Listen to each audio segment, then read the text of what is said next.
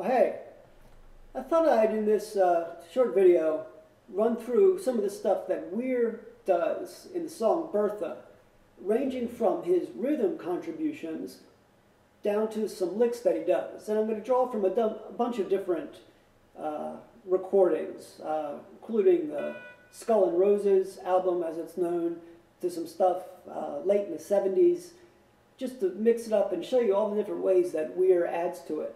He's got interesting stuff to do. He mixes up the rhythm, and he also throws in lots of different kinds of licks. The licks that he does are going to be based around the C major or A minor scale. And the rhythm work that he does is going to be just playing around with different chord shapes off of the G and the C. So I'll run through Jerry's version, and then I'll use some tape loops to play Bobby's parts over and show you the different things. So just some of the places where you can get the G and the C. So we can get the G up at, using the D shape, up at the 7th. Don't fret the high string. So you can get a G there, leave out the high string I recommend, or at least don't emphasize it, and then a C, do a partial C.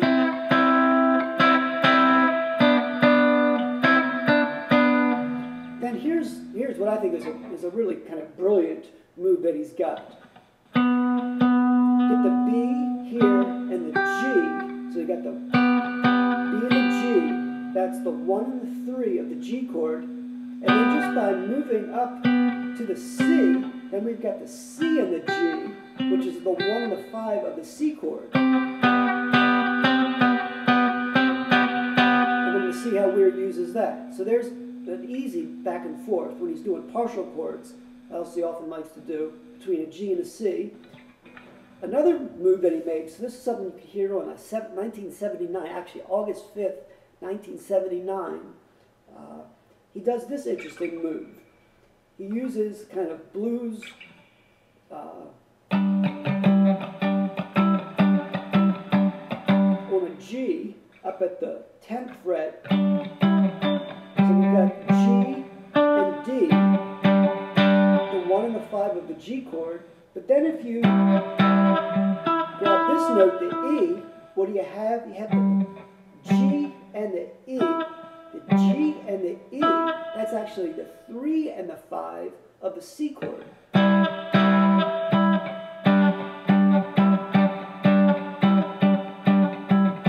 So that's one way in which he does the back and forth between the G and the C.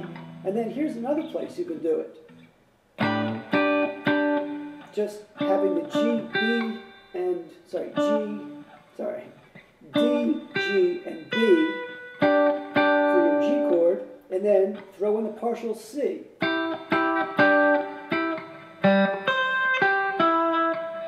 C, G, E.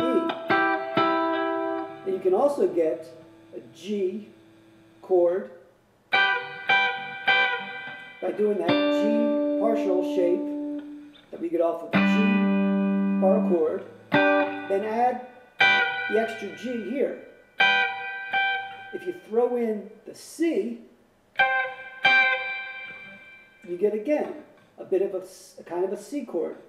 G, C, G, the 1 and the 5 of the G. So, lots of different shapes that you can use, partial chords, which of course is the hallmark of Bobby's playing. So, let me run through Jerry's parts, including the chorus, then I'll go back and show you some of the stuff that Weir does.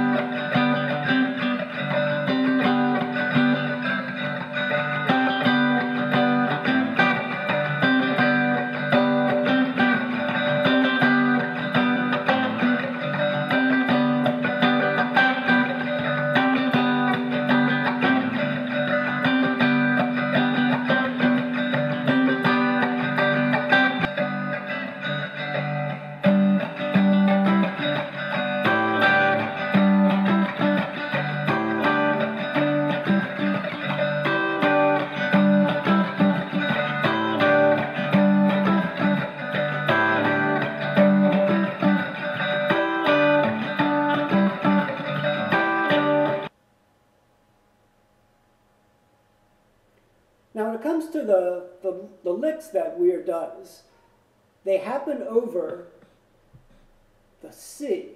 So you get the back and forth between the G and the C, and then the lyrics come in over the C.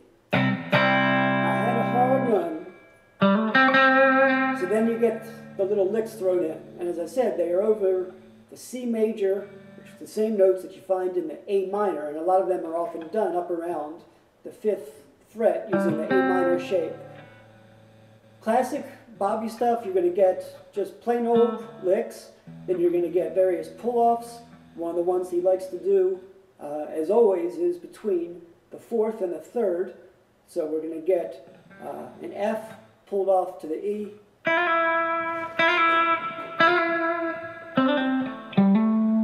and other places.